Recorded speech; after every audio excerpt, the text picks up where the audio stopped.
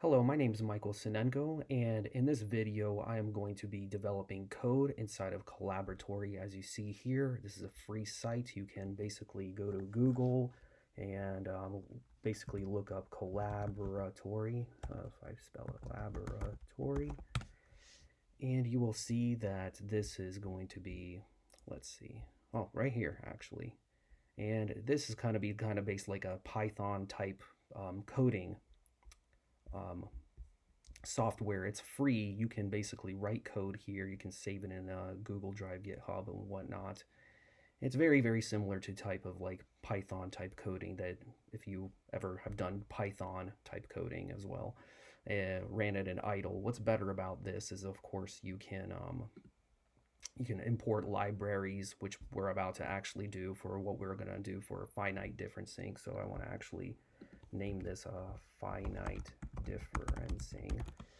And we are going to take the equation that we developed in the video on finite differencing, and we are going to create an iterative approach to seeing the temperature profile within that one-dimensional object that we had established in that video. We had seen that we took that heat diffusion equation and we canceled out other terms. We saw that there was no heat generation. We basically said that there was none of that, and it was a second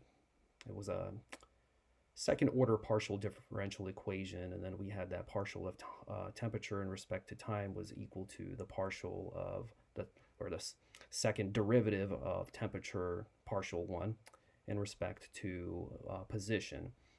And we're going to take that finite differencing approach where we basically saw that there was a temperature at some position at some time ahead is equal to the temperature at some position at a time before, and that was added to R, where we said that R, here, if I'll show you right here, R was equal to alpha, and that was multiplied by our delta T, delta T, that was essentially divided by the delta T, or delta X squared here, delta X squared. Just imagine if that was delta X squared. I know it doesn't look like a squared, but it would be right here if you were to see it as normal.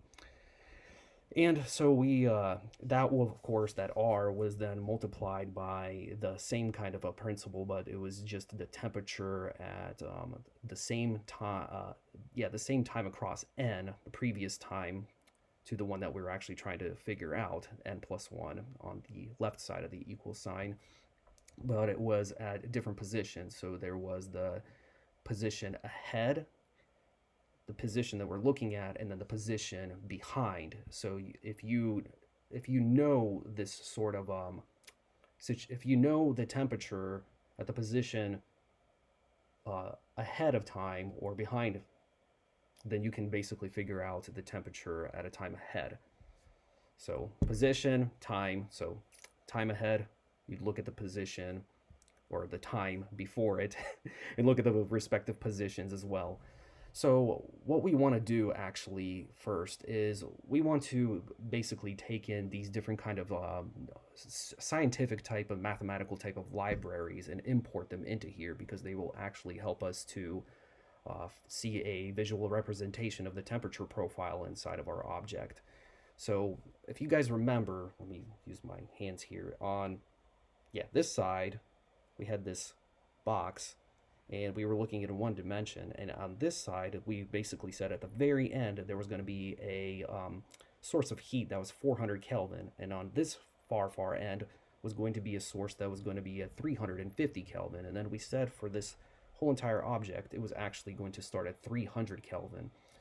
And we are going to see how the temperature profile looks if the heat was actually to go into this object from both ends, what that temperature profile would look like.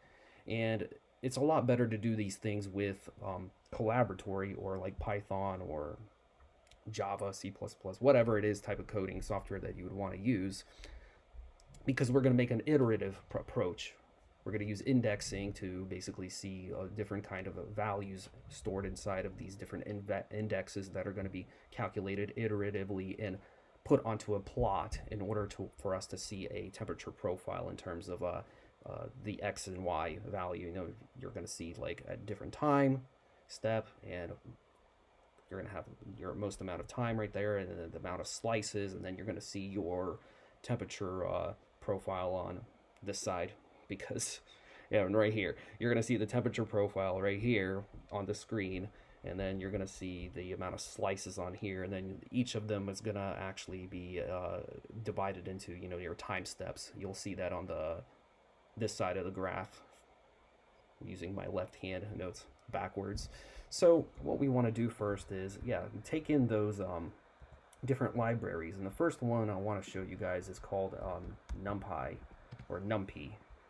So NumPy it's going to be a comprehensive mathematical functions, random number generators, linear algebra, Fourier transforms, mathematical scientific type calculations, and that's going to help us a lot. So what we want to do first is we want to import NumPy as NP, and then what we also want to do now is import some way to plot this, which is going to be Plotly. So it's going to be the same type of deal. You know, if you look at Plotly,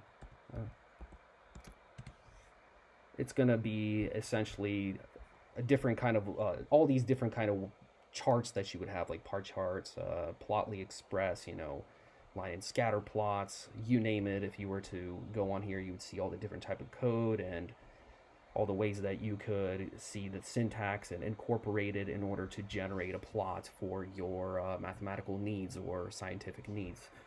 So we are actually going to go ahead and put that. So you said from Plotly subplots import make subplots.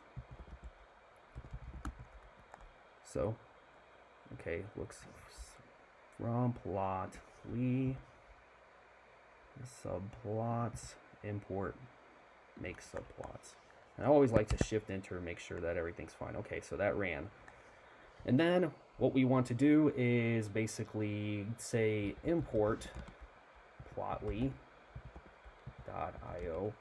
as PIO.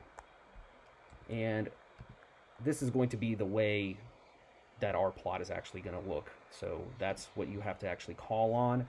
And then you would say pio.templates.default. And there's two different ways that you could actually look at it. The classic way that I like, honestly, is Plotly Dark, but there's going to be another one that's going to be called Presentation that I'm going to show you at the very end, and you'll see the difference between the two. So Plotly_Dark.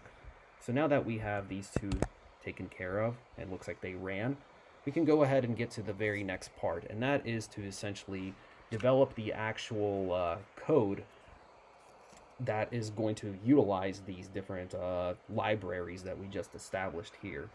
So the first thing we need to think about is the parameters of interest. So whenever you do these sort of calculations, you want to know, okay, well, I got a situation, what are the parameters that are changing, what can I make flexible or malleable in this sort of situation, you know? And for us, we had our iteration for the or positions, the increments of position, and you know, we could divide that into whatever amount that we possibly would want. So we could make that 1,000. That works. 1,000 increments. That's pretty accurate, if you ask me, for a discontinuous type of function.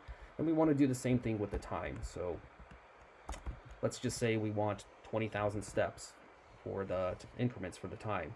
And like I said, also variable, you can make it whatever you want, but you know, the more increments that there are, the more that you divide it up, the more accurate that you will be able to assess your data. You'll be able to see those differences there.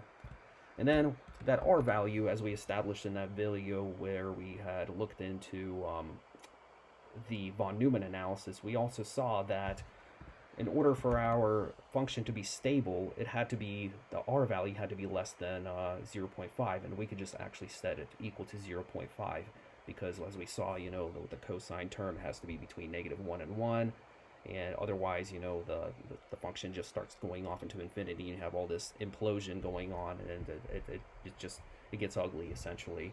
So now that we have those, we can basically press Shift Enter. And we could get into the next part. So we want to say that our temperature is going to be equal to np dot full. And we want the shape. Well, the shape is going to be the amount of cuts that we have. So, and it's a one-dimensional thing. So, like we said, so it's going to be our nx, as we see right here. And our original temperature that we set for this whole entire shape was 300 kelvins. So let's go ahead and press enter for there.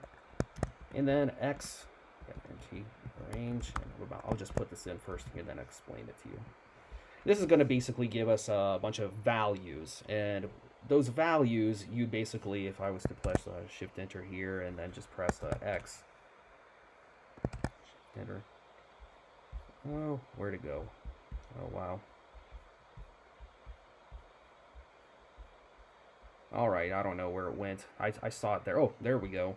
And it gives you all of these values right there. So those essentially would be replaced with what goes into the indexes for this. So let me actually get this out of the way, but at least you have a understanding. You can see it's like a vector basically there. So let's get rid of that. So the thing is that we don't want just these random numbers generated. We want something to actually go into these numbers, and we want them to be almost like a bin, you know, like this value was going to represent something that's supposed to go into there. And what you can do that is with indexing. So with indexing, it's a little bit strange because your 0 is actually a counting number. So let's say if you wanted 10 points, you would actually have your points minus 1. So if you have 10 indexes, you're actually going to use 0 through 9. Say for us, if we wanted to use 100, then it would be 0 through 99. Where 0 is going to be that counting term. Something's actually going to go in there. I know it's a little bit strange to work with, but that's the way that code is developed. You can't ask me exactly. So, hello, I'm back. Actually, something happened. The video cut off. I actually ran out of some disk space on my computer, and I had to delete some files in order to alleviate some disk space. I'm running on a Mac, actually a MacBook Air. So to continue where we were left off, basically, we were talking about the indexing. So if you, it's kind of like bins. So t at 0, you could basically see that as if we had our bar there, that t0, this side actually, would be where our heat would come in. And so we know what that value already is over here. We know that that was going to be our 350 Kelvin. And then on the other end, we know it was 400 Kelvin. Yeah, 400 Kelvin. And then so it's going to actually store those values in there, and it'll do iterations. So we already know that at T0, like I just said, that's what's there. So 350 Kelvin. So we go ahead and set that equal to 350 now. So that's what we have there. And the interesting about indexing is you can actually access the last term in your array there by just using -1, basically. So if we have t and then have an index of -1 here, this would actually access the very last value that we would actually work with. And since we were just talking about 100, 0 through 99, so let's actually change this nx to 100 right here. So just to keep things consistent to what I say, so that makes sense. And then, so we have that, we have this, so we may make sure that we just run all that, make sure we got a little check mark here. Okay, there we go, it ran through. So what do we do next?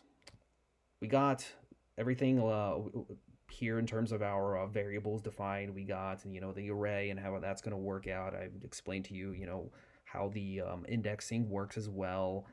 And then we have the 20,000 iterations for the time right here, and then we have 100 subdivisions for the position right there, and then we have that r value of 0 is equal to 0.5. So what do we want to do next is we actually want to develop our equation and then put it into a subplot here. So what we can do is actually just do fig, and then say equals, we just call it figure, and then make underscore subplots. Oh, subplots. And it actually already tells you here it's going to be a 1 by 1 for us. So rows, and then we can set that equal to 1, and then just have calls, and then that's also going to equal to 1, and that's all we really need there as well. And we could add some other stuff in here. So we have fig dot add scatter plot. So what we're going to have is that our x term, what's going to be on the x-axis, is going to be equal to what we have for x here, those values right there. And those values are going to be that array of 100, so iterations right there. So, and you want to keep it consistent. So I have a capital X here. So I want to make sure that it's going to be capital X right there when I put it in. So now that I have that, so just make a little comma right there. Next, we have to define the y-axis, and that's going to be our temperature.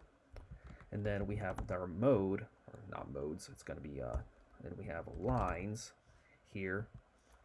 And then we have the name. So the name of our thing, we can call it whatever we want, make sure it's equal to, and then put, like, we say that's the initial we're going to have. So we're going to have an initial, then we're going to have all the values afterwards, and you're going to see that be populated at the very end. So, and then we want to close this with parentheses, make sure that works, and then run this.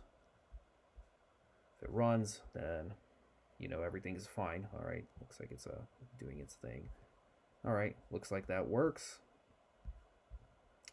So what we want to actually do here is add some more stuff here. So we want to actually add our iteration, and we're going to add that equation into the iteration. So like I said, it has to iterate through all the values so it can populate on this graph everything that we're going to see in terms of the temperature profile going from both ends of the object.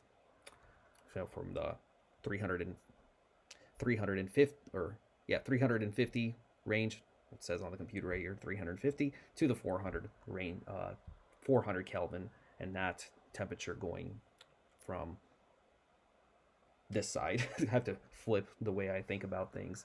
So we can basically say for I in the range of from let's see, 1 to, and we can have 10,000 or nx plus t basically, or nx plus 1. That's going to include the last value.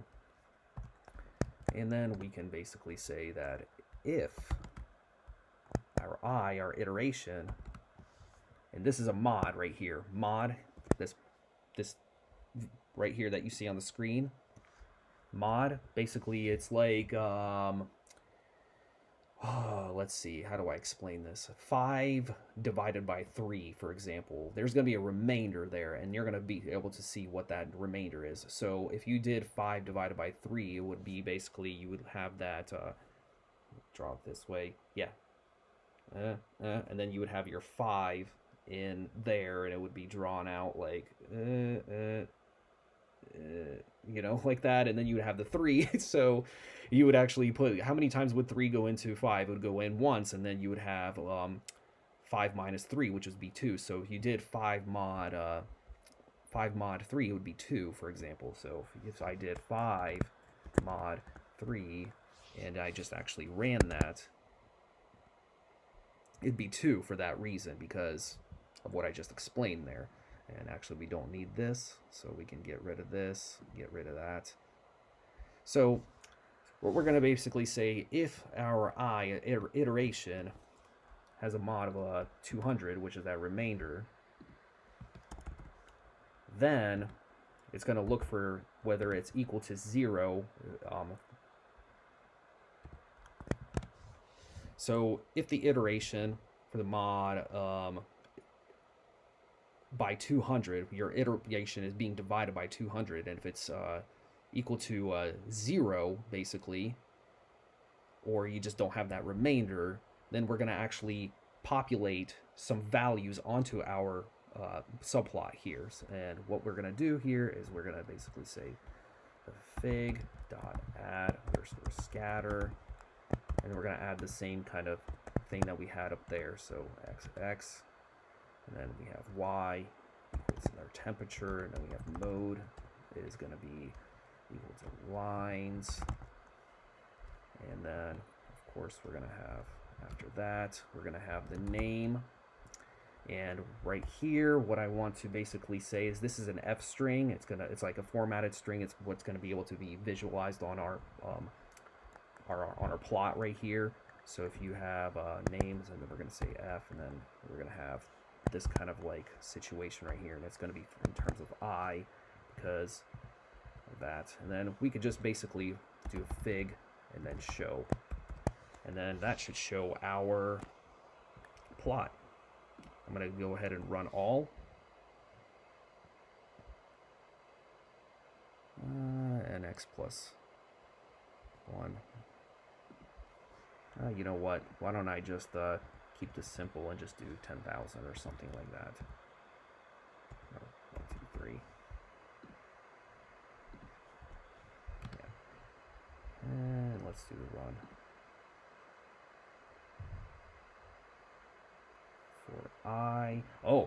For I in range. Can't forget the in range. And you know, I like to actually show this. I'm not going to edit this out, you know, so you guys can see, you know, code is very difficult. You got to be paying a lot of attention to what you do. If you forget certain lines of code, you forget to say certain things, you know, it gets wonky. It doesn't know what you're talking about. It's very, very, very specific as to what you put in is what you're going to get out. And let's see, make this last one react here. It looks like it's still just doing its calculation. All right, and then we have that right there. All right. So let's do this as an x plus 1 right here. Let's try running that.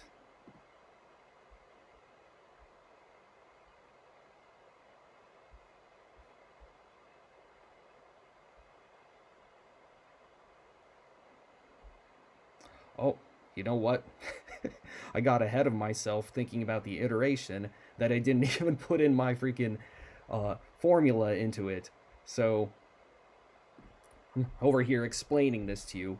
So, for I in, you're just going for an for and then an if statement, and you're not even doing it in terms of any kind of like calculation here. So that's why we just have this plot in terms of like one value right there. So right here, we want to basically put that equation to iterate over. So we have our t value, and we're going from 1 to an index of -1. So we have that, if you remember from the equation, it was tj at some n plus 1 is going to be equal to tj at some n previous to it. Well, right now we're just looking at the, you know, where is it located, not in terms of the time exactly. So it's going to be where that j value is, and it's going to be the one, and you're going to want to look at the iteration from one step ahead and one step back. So in our case, it's from 0 to 99 here. So you don't want to look at 0, because 0 is already known. We already know, we've established that 0 is at 350. So you're going to want to do from 1 to -1, because that's what we're going to want. And since 99 is our value, we're going to go up to 98. So you do that, and then you basically put this same exact thing in. So 1 to -1 here.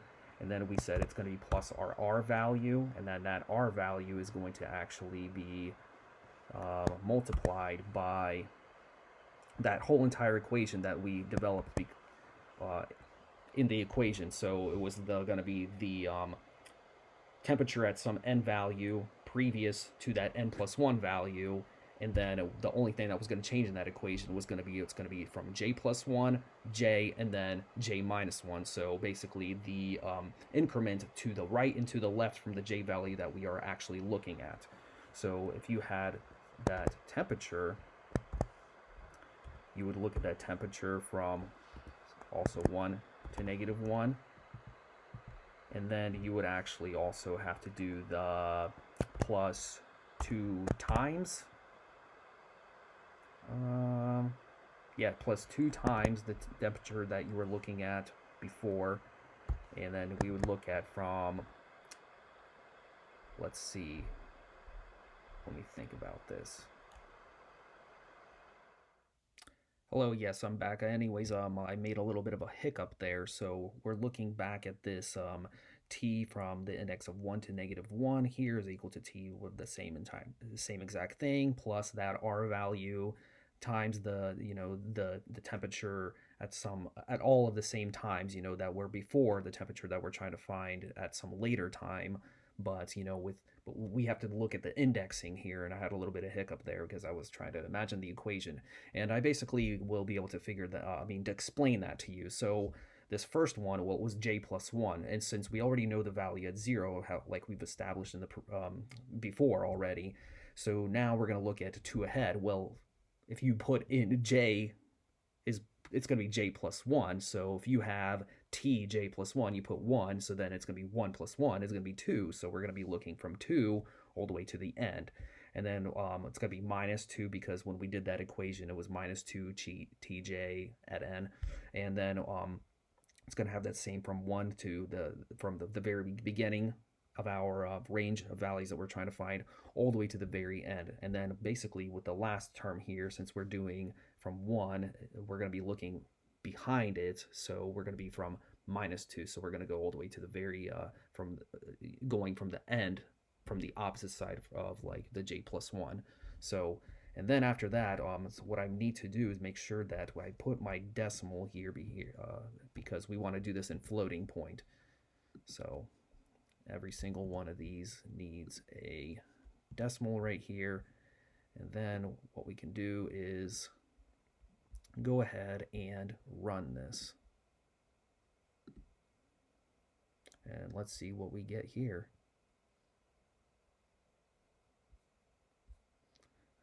It's thinking. It's gonna give us, oh, and there we go. There is our temperature profile right there. And as you can see right here, that's that beginning temperature right here between it's between 340 and 360. That's where it started. And the other one right here, it starts at 400. And then here are all the different time iterations right here. So we can actually click on some of these and we can remove them so we don't have to see them, so you can focus on just one versus another one. And if you actually scroll down here, you will see that this is actually for I'm not seeing the last step right here. It looks like it goes all the way down to 9,800, but we basically said here that we wanted for 10,000 right here. So this is going to be for that many of them. So the time iterations, and then we look over here, and then you can basically scroll this, and you would be able to look at, at what slice that you're looking at down here, which was what our x-axis was defined by. And then we were looking also at the temperature on this side. But what's interesting that I was saying in the very beginning of the video is that instead of using Plotly Dark, you could actually utilize what was it called? Presentation. So presentation, and then run that, and then you will see here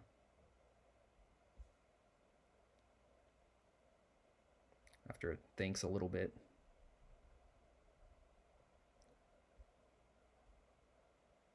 And look, when I roll this over, you can see all the values.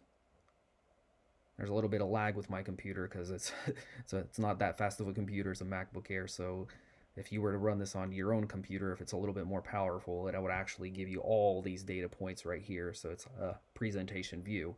So anyways, that actually concludes the video for finite differencing and being able to look at this this equation if it was to be iterated, with the different values. If you were to be able to make a temperature profile through this iteration process of the calculation for what basically we just did with the Python here for I in the range of from 1 to to 10,000 right here, and we had that equation, and then looking at all of those values within that range for the time iterations right there, so, and positions. So, and I hope that helps a lot, and I hope it describes a lot about how you were able to model these sorts of things on things like Python, for example, or in our case, this free site that you can actually access, which is going to be Colaboratory. And I thank you for watching, and you have a good night.